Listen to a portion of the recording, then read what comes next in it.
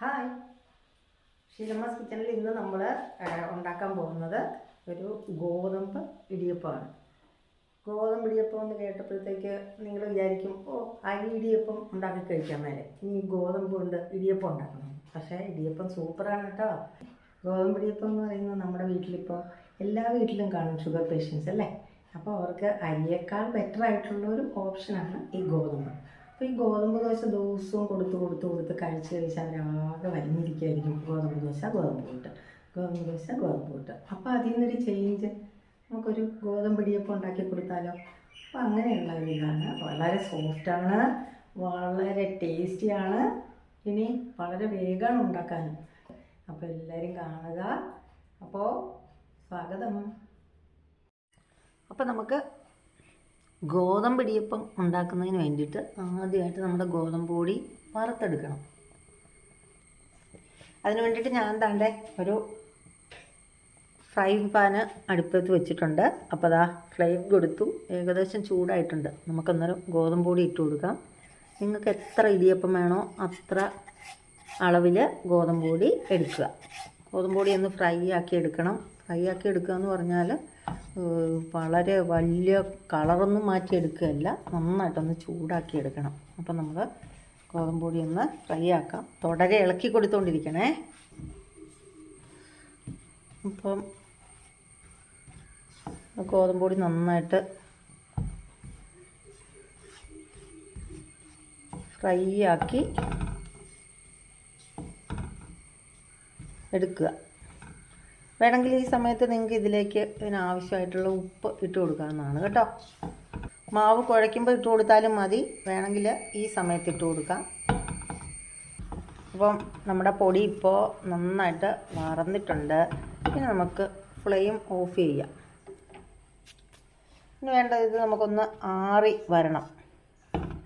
അപ്പോൾ ഞാൻ ഈ ഗോതമ്പ് പൊടി ഒരു വലിയ പാത്രത്തിലേക്ക്, ഈ പാത്രം കണ്ടുകൊണ്ട് നിങ്ങൾ പേടിക്കണ്ട, കുറച്ച് പൊടിയേ ഉള്ളെങ്കിലും നല്ലോണം കുഴയ്ക്കാനൊക്കെയുള്ള സൗകര്യത്തിലാണ് നമ്മൾ ഈ വലിയ പാത്രം എടുത്തിരിക്കുന്നത്. ഇനി ഇതിനകത്തേക്ക് നമുക്ക് ഒരു സ്പൂണ് വെളിച്ചെണ്ണ ഒഴിച്ച് കൊടുക്കാം കേട്ടോ. മാവൊന്ന് നന്നായിട്ട് സ്മൂത്തായി കിട്ടാൻ വേണ്ടിയിട്ടാണ്.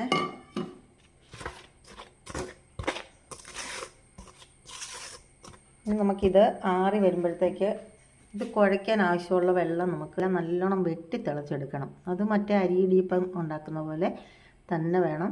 നന്നായിട്ട് തിളച്ച വെള്ളത്തിൽ വേണം നമ്മളിത് കുഴച്ചെടുക്കാൻ. അപ്പോൾ നമ്മുടെ വെള്ളം നന്നായിട്ട് തിളച്ച് കിട്ടിയിട്ടുണ്ട്. ഇനി നമുക്ക് പതിയെ നമ്മുടെ പൊടി നമുക്കിങ്ങനെ ഒന്ന് കുഴച്ചെടുക്കാം. നല്ല സോഫ്റ്റായിട്ട് കുഴച്ചെടുക്കണം. കുറേശ്ശെ ഒഴിച്ചു കൊടുത്ത് പൊടി നന്നായിട്ട് കുഴച്ചെടുക്കണേ. നല്ല ചൂടായതുകൊണ്ട് നമുക്കിപ്പോൾ ഒന്നും ചെയ്യാൻ പറ്റില്ല കൈവച്ച്. അപ്പോൾ വളരെ കുറേശ്ശെ വേണം ഒഴിച്ച് കൊടുക്കാൻ, കൂടിപ്പോകരുത്. നല്ല ചൂടാണ്, കൈയൊന്നും ഇട്ട് നോക്കാൻ പറ്റില്ല. എന്നാലും വെള്ളം നനവ് എത്രയായെന്ന് വേണ്ടിയിട്ട് വേണമെന്ന് നോക്കിയെന്നേ ഉള്ളൂ. അപ്പോൾ ആറുന്നത് വരെ നമുക്കൊന്ന് വെയിറ്റ് ചെയ്യാം. അപ്പം നമ്മുടെ മാവിൻ്റെ ചൂടൊക്കെ മാറിയിട്ടുണ്ട്. അപ്പം നമുക്കത് പതുക്കെ നന്നായിട്ട് കൈ വെച്ച് നന്നായിട്ടൊന്ന് കുഴച്ചെടുക്കാം.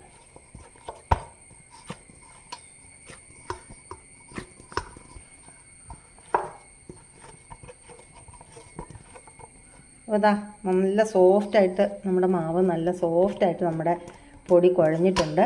ഇനി നമുക്കിത് സേവനാഴിക്കകത്തേക്ക് ഇട്ട് ഇടിയപ്പമാക്കി എടുക്കണം. ഇനി നമുക്കിതിങ്ങോട്ട് മാറ്റി വയ്ക്കാം. ഇനി നമുക്ക് ഇഡ്ഡലി തട്ടിലേക്ക് പതുക്കെ നന്നായിട്ട് എണ്ണ ഒന്ന് തടവി കൊടുക്കണം. എന്നാലേ നമുക്ക് ഇടിയപ്പം ഇങ്ങോട്ട് വേഗം പറഞ്ഞു വരത്തുള്ളൂ. അതുകൊണ്ട് നമുക്ക് അതിൽ കുറച്ച് എണ്ണ തടവി കൊടുക്കാം.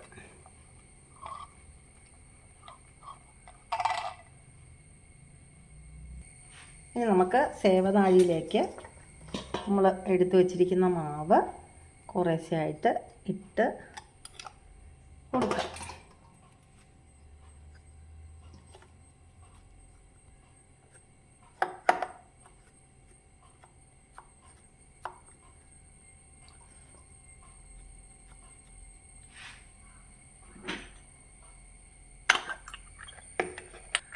തിരിച്ചെടുക്കുന്ന സേവനാഴി ആയതുകൊണ്ട് നമുക്ക് തിരിച്ചത് അടച്ചെടുക്കണം.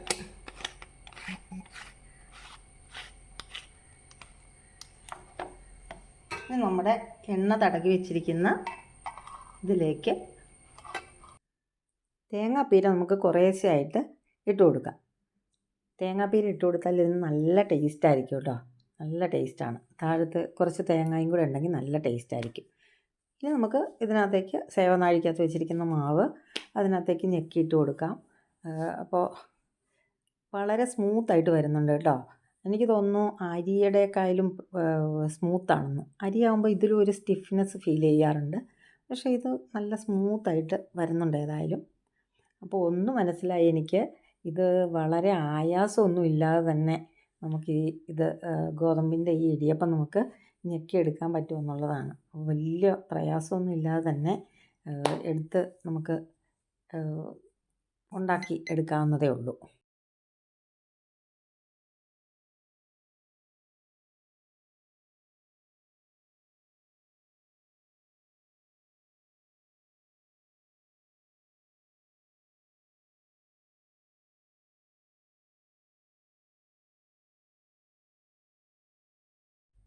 അപ്പോൾ ഇത് ഞെക്കിയെടുത്ത് കഴിഞ്ഞാൽ വീണ്ടും അതിൻ്റെ മുകളിലേക്കും കൂടെ കുറച്ച് തേങ്ങ ഇങ്ങനെ വിതറി കൊടുക്കണം. സ്വല്പം മതി കേട്ടോ, കുറേശ്ശെ തേങ്ങ മതി.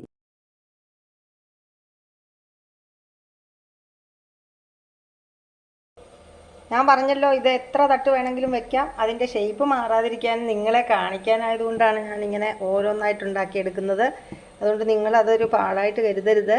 നിങ്ങൾക്ക് 3 തട്ടോ 4 തട്ടോ ഉണ്ടെങ്കിൽ ഒരുമിച്ച് വെച്ചെടുക്കാവുന്നതേ ഉള്ളൂ കേട്ടോ. നമുക്കിത് അടച്ചു വയ്ക്കാം. അപ്പം നമ്മുടെ ഇടിയപ്പം ഇതാ റെഡി ആയിട്ടുണ്ട്. നല്ല അടിപൊളി ഇടിയപ്പമാണ്. അപ്പോൾ നമ്മുടെ വീട്ടിൽ ഈസി ആയിട്ട് ഉണ്ടാക്കാവുന്ന ഗോതമ്പ് ഇടിയപ്പത്തിൻ്റെ പ്രിപ്പറേഷനാണ് ഞാനിപ്പോൾ കാണിച്ചത്. അപ്പോൾ എല്ലാവരും കാണുക.